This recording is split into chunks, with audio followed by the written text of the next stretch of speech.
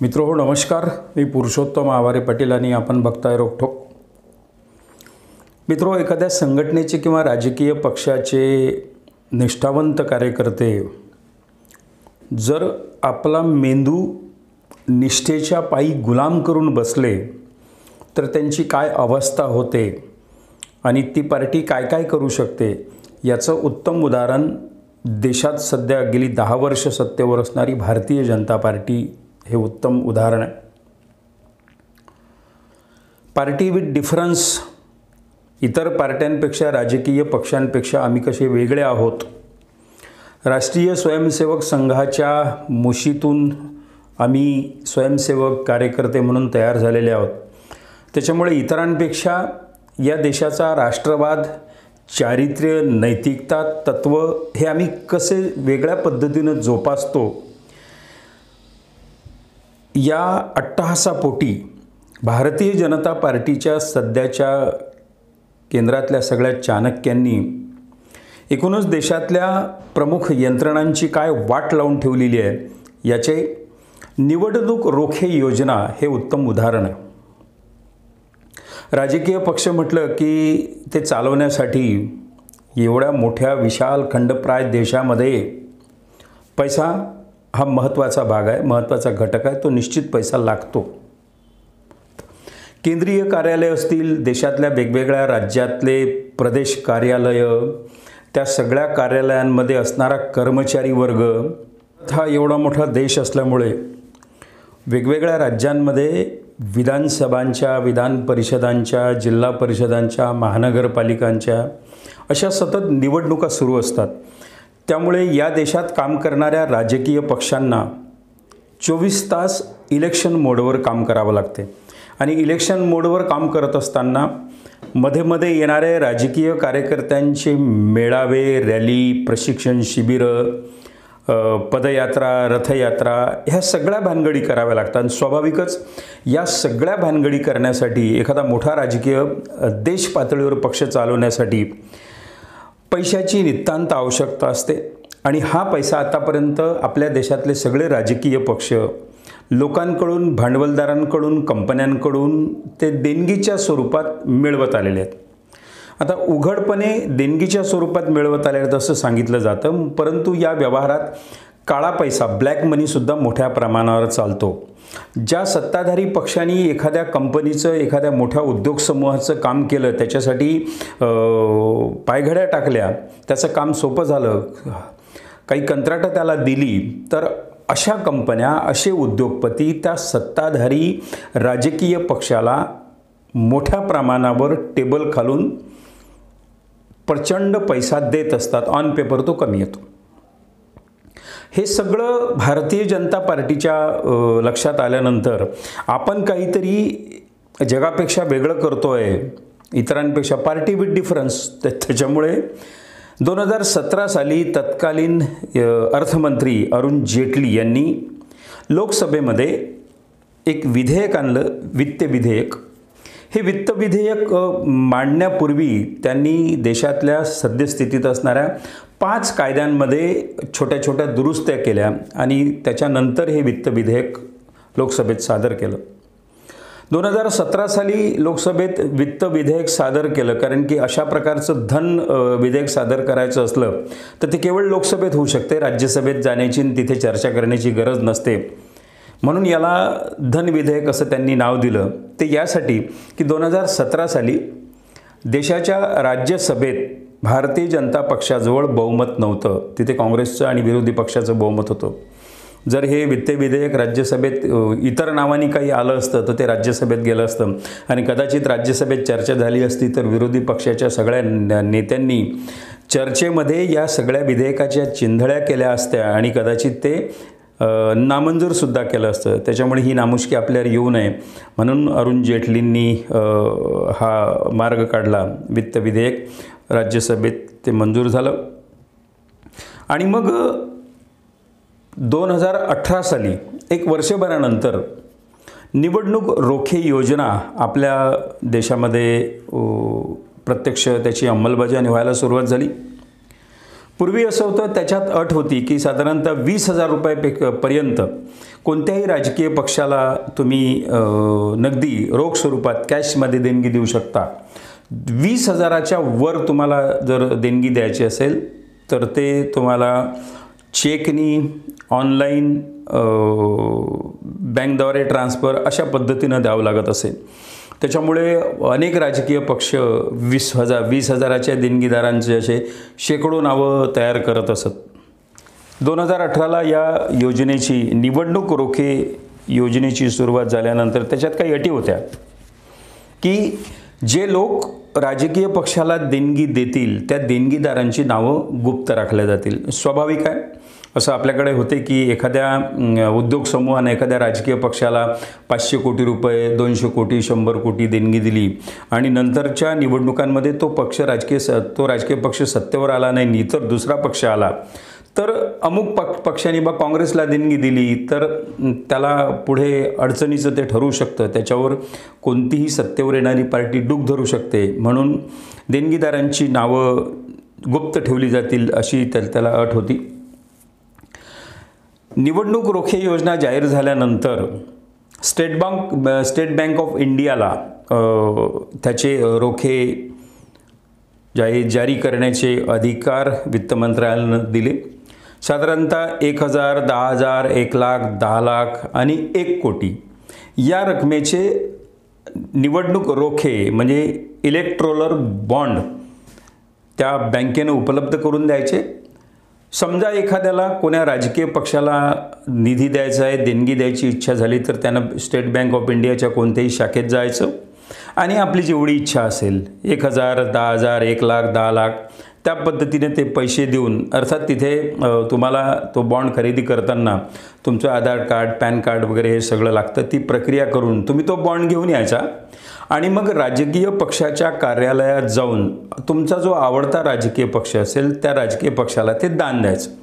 तुम्ही दिल्यानंतर 15 दिवसाच्या आत तो बॉन्ड बँकेत जमा करून तो वटवला पाहिजे. हे बंधन राजकीय पक्षांवर होतं.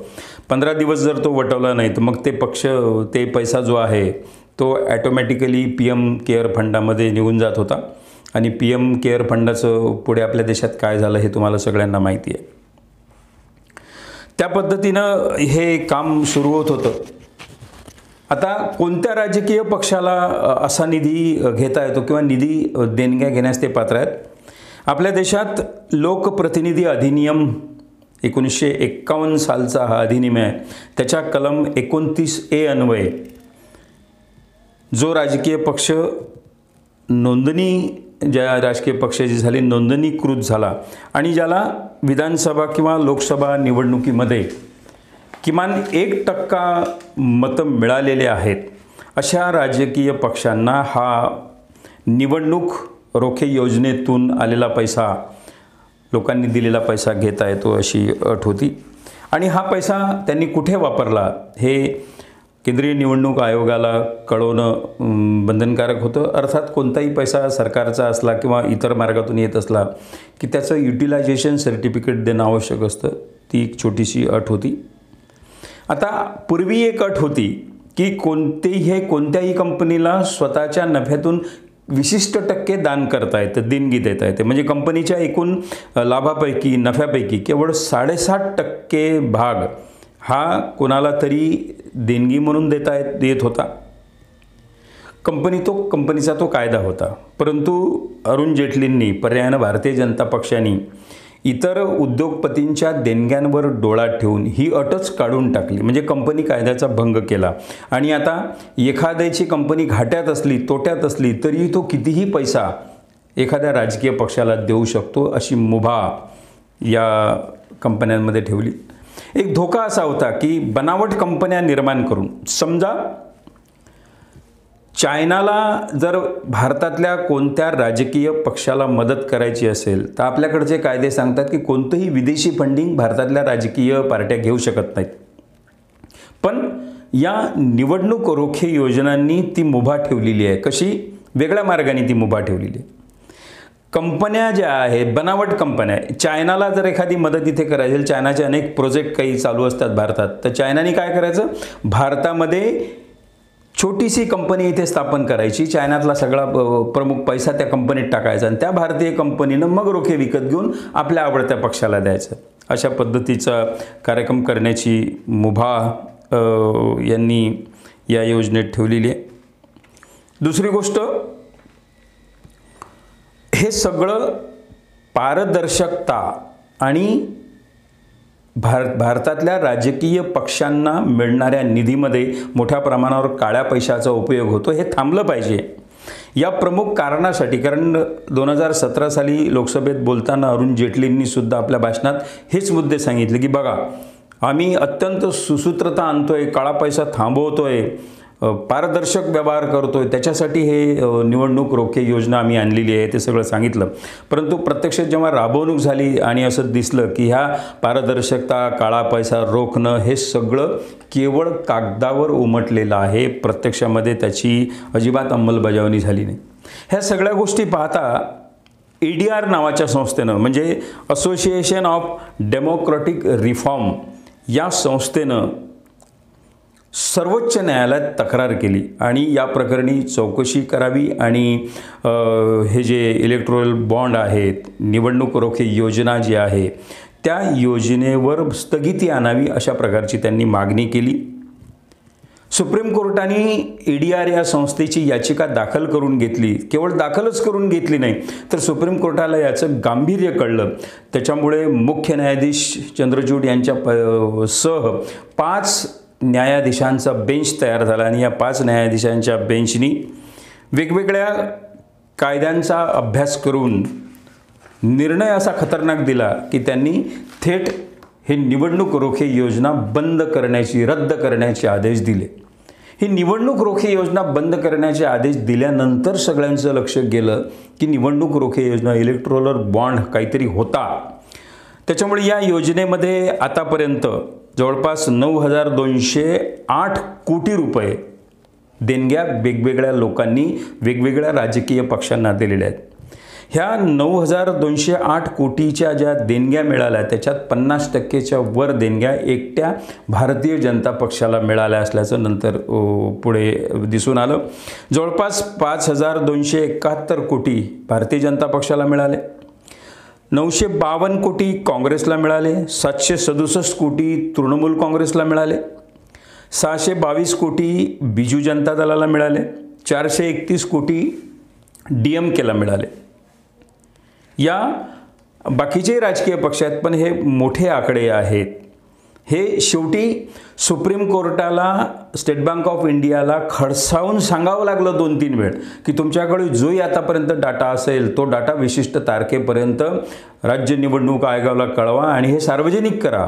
2-3 वेळ फटकारलं. त्याच्यानंतर शेवटी हे लक्षात येतं की बँकेला सुप्रीम कोर्टासारखी सर्वोच्च संस्था सुनावते, फटकारते, तरीही स्टेट बँक ऑफ इंडियाचे अध्यक्ष पुढे पाऊल टाकायला तयार नाही. त्याचा अर्थ त्या बँकिंग यंत्रणेवर पुढे त्याचं सुप्रीमो अर्थमंत्री असतो आणि अर्थमंत्र्याचा बॉस आपल्या देशात कोण आहे सगळ्यांना माहीत आहे. बँकिंग व्यवस्थेवर किती प्रचंड मोठा दबाव या निमित्ताने भारतीय जनता पक्ष आणि त्याच्या मित्रपरिवारांनी निर्माण केला होता.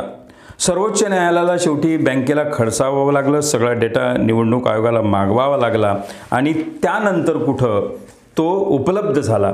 तरीही परवा पुन्हा एक शेवटची सूचना सर्वोच्च न्यायालयानं दिली की तुमच्याकडे वकिलांचं पॅनल असतं, सल्लागार वकिलांचं, जरा त्यांना विचारा, असं करता येत नाही की अमुक गोष्ट लपवावी, तमुक गोष्ट सामोरे करावी.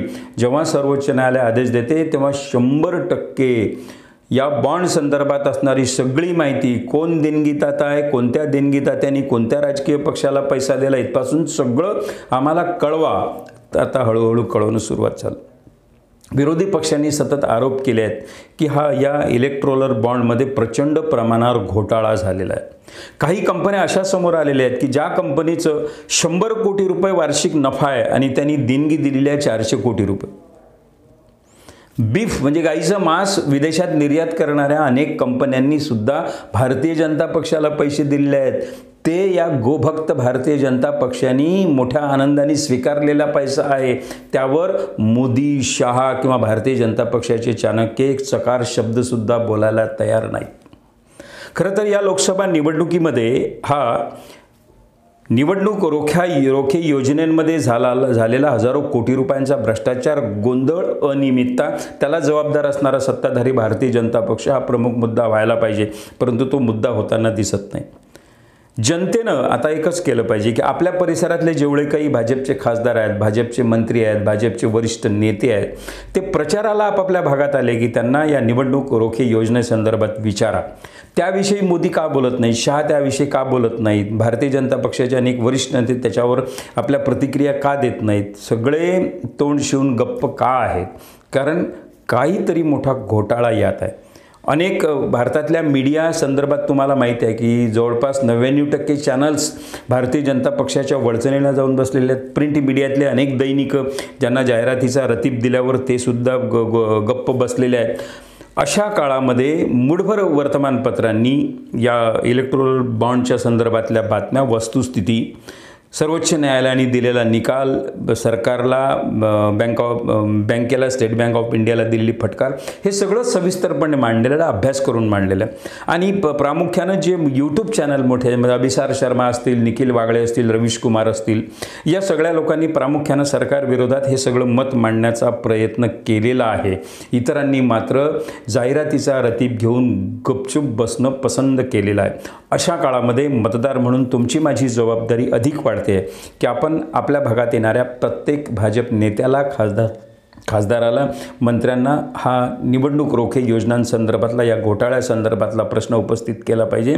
आणि पार्टी विथ डिफरन्स या नावाखाली घोटाळे करणारी आणि देशातल्या यंत्रणांना बुडवणारी माणसं, अप्रत्यक्षपणे देशाला बुडवणारी माणसं पुन्हा या देशात सत्तेत येऊ नये असा प्रयत्न आपण प्रत्येक भारतीय मतदारांनी सुद्धा केला पाहिजे.